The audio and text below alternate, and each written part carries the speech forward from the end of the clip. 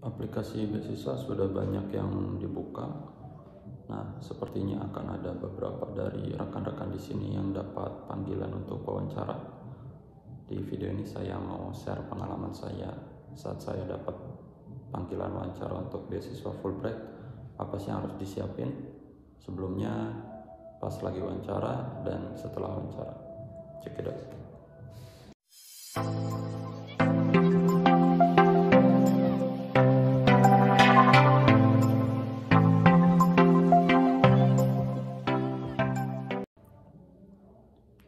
Hal pertama yang harus dipersiapkan tentunya adalah persiapan tentang form. Maksudnya begini, saat apply beasiswa Fulbright kita kan diminta untuk isi form. Nah, form yang kita sudah isi itu harus kita cek lagi isiannya, karena kemungkinan besar para panelis pewawancara akan bertanya lagi perihal apa yang sudah kita tulis di situ, konfirmasi benar apa enggak yang kita tulis di situ kita lakukan atau tidak. Seperti di kasus saya pernah nulis perihal penelitian dana hibah dikti, terus ada salah satu pewawancara yang mengkonfirmasi tentang penelitian tersebut. Saya diminta untuk menjabarkan apa yang saya sudah lakukan dalam penelitian itu, metodenya dan lain sebagainya dari penelitian yang saya tulis di situ. Itu satu. Hal lain yang saya pikir penting untuk dipersiapkan untuk persiapan wawancara adalah tahu apa sih yang kira-kira akan ditanyakan. Karena Fulbright itu adalah bukan salah satu beasiswa impian saya bahkan sejak saya SMA. Jadi udah beberapa tahun saya ikut kegiatan-kegiatan yang berhubungan sama Fulbright, entah ikut seminar yang diadakan para alumni, entah dari Stanford Club atau lulusan Amerika yang lain. Terus dari situ mereka juga suka share tuh pertanyaan-pertanyaan tentang wawancara beasiswa. Terus saya udah kumpulin dari lama. Ternyata dari semua pertanyaan yang saya kumpulkan tersebut itu banyak yang keluar kecuali satu. Ada satu pertanyaan yang gak saya expect keluar, dan itu saya grogi banget karena saya belum mempersiapkan jawabannya. Pertanyaan di kasus saya itu karena saya saat itu apply yang doctoral degree, jadi umumnya berhubungan sama tentang penelitian yang akan kita lakukan. Kayak saya diminta untuk menceritakan penelitian, nanti mau ngambil penelitian apa di Amerika, terus mau pakai metode apa di sana. Lantas penelitian sebelumnya, seperti yang tadi saya sebutin sebelumnya, ada panelis salah satu yang mengkonfirmasi perihal penelitian yang sudah saya lakukan apa aja, itu tentang apa. Terus ada juga saya ditanya tentang kenapa melakukan penelitian itu, pentingnya itu apa. Itu yang berkaitan sama penelitian ya. Terus yang tidak berkaitan sama penelitian itu ada yang bertanya juga tentang leadership. Jadi kita diminta untuk apa yang sudah kita lakukan, kualitas leadership kita itu seperti apa. Terus ada juga yang mengkonfirmasi tentang karena ini Fulbright ya, leadership sama community service itu penting banget. Ada juga pewawancara yang bertanya perihal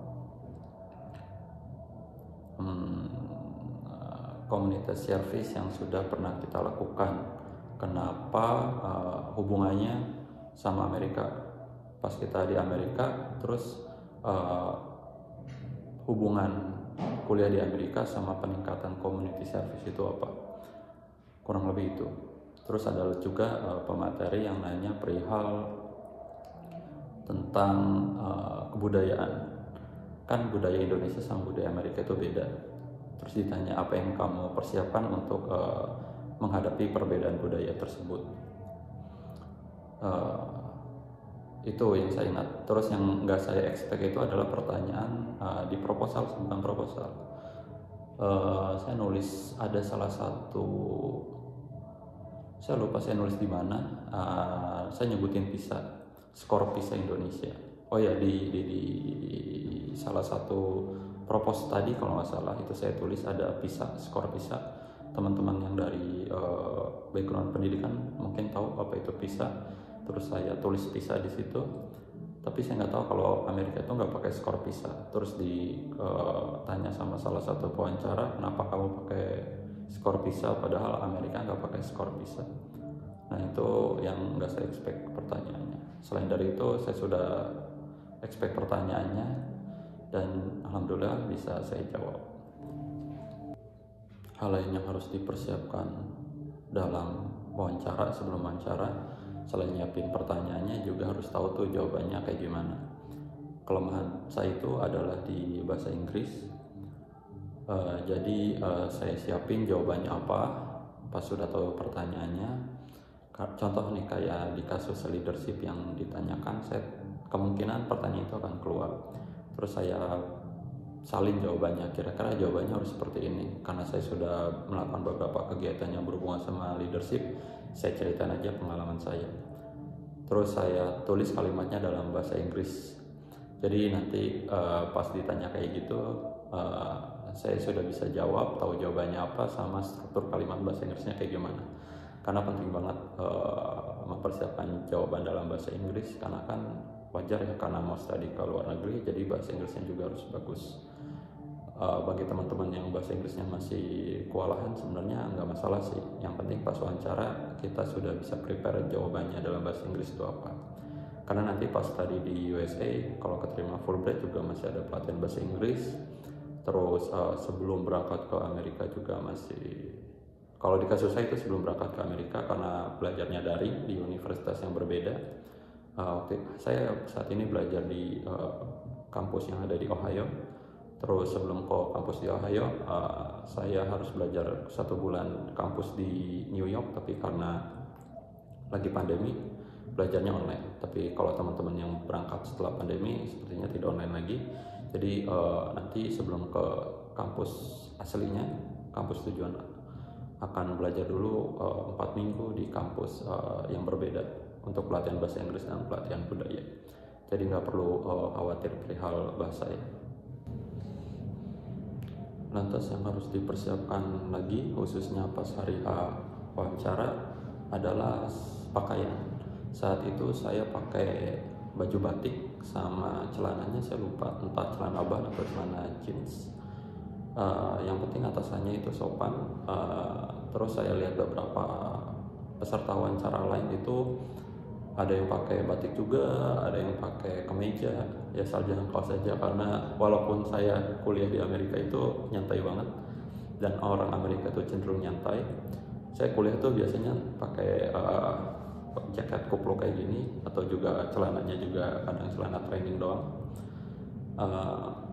Tapi karena wawancaranya masih di Indonesia, walaupun ada bule di sana, tapi tetap ada yang wawancara itu ada 2 orang dari USA, 2 orang dari 2 alumni USA, 2 alumni Fulbright Indonesia, sama 1 direktornya yang juga bule.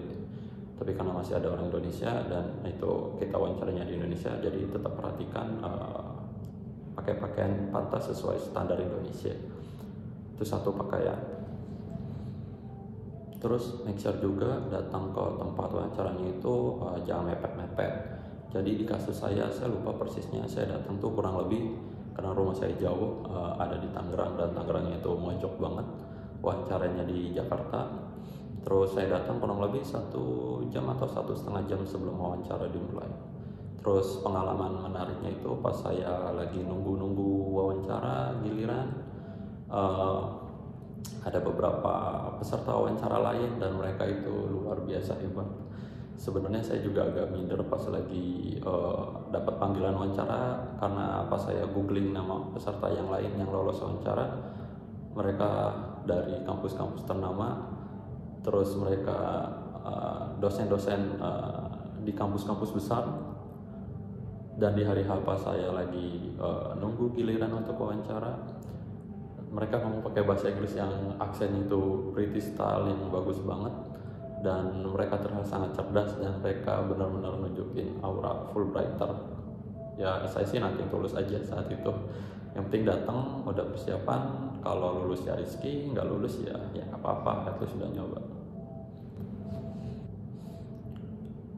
Yang harus disiapin lagi adalah sebelum ditanya-tanya sama panelis, kita tuh harus nyiapin semacam memperkenalkan diri. Yang paling penting adalah kenapa kok Amerika, kenapa kok ke negara lain, kenapa nggak apply beasiswa yang lain. Penting banget tuh kita harus tahu kenapa kok Amerika, kenapa kok kita nggak apply ke Inggris atau ke Australia, harus spesifik. Terus kenapa Fulbright, kenapa nggak beasiswa yang lain. Itu kurang lebih saya lupa berapa menit waktunya, baru nanti ditanya-tanya. Lantas pas lagi ada di ruangan, ada moderator satu. Moderatornya itu mempersilahkan kita untuk memperkenalkan diri, yang tadi saya bilangin tentang kenapa Amerika, kenapa Fulbright.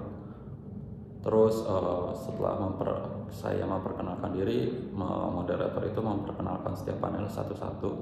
Saran saya ke teman-teman yang dapat panggilan wawancara Fulbright itu atau wawancara beasiswa yang lain, gak harus eye contact ya. Jadi lihat mata para panelis, jangan cuma marah nunduk aja.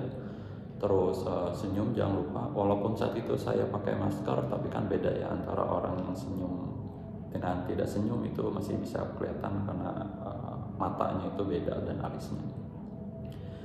Lantas jawab aja to the point, jangan ngalor ngidul, karena setiap wawancara itu cuma nanya 1, 2, maksimal 3 setahu saya pertanyaan. Jadi jawab to the point, jangan bertele-tele, langsung hajar aja sesuai pertanyaan yang diminta sama pewawancara tersebut.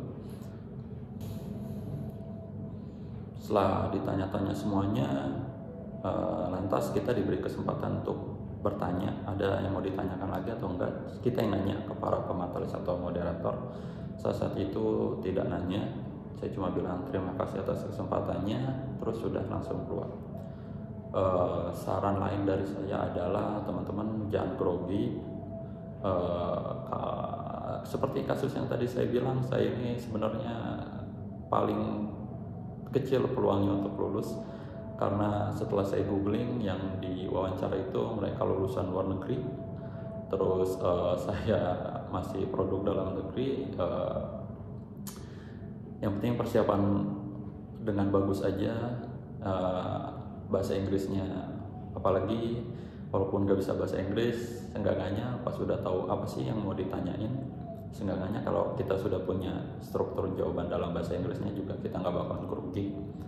Jadi siapin aja list pertanyaan tuh yang panjang, tanya ke teman-teman yang udah lulus beasiswa Fulbright atau beasiswa yang diincar. Pertanyaannya kemungkinan akan keluar yang sama atau nggak beda-beda jauh. Kalau mau menghubungi teman-teman Fulbrighter, saya pikir mereka tuh sangat murah hati, karena kalau mau lulus Fulbright itu biasanya tuh mereka sudah punya kegiatan yang membantu orang lain, mereka punya kegiatan sosial. Orang yang punya jiwa sosial tinggi tentunya akan dengan sangat senang hati kalau ada orang yang minta bantuan. Jadi reach out aja, di halaman Fulbright, di web Fulbright itu ada para nama-nama penerima beasiswanya atau juga para alumni, bisa dicek aja mereka. Saya pikir mereka akan dengan senang membantu. Atau juga kalau teman-teman mau nanya-nanya ke saya, bisa silakan komen di video ini. Sekian tips-tips pengalaman saya saat saya diwawancara beasiswa Fulbright. Semoga bermanfaat. Terima kasih.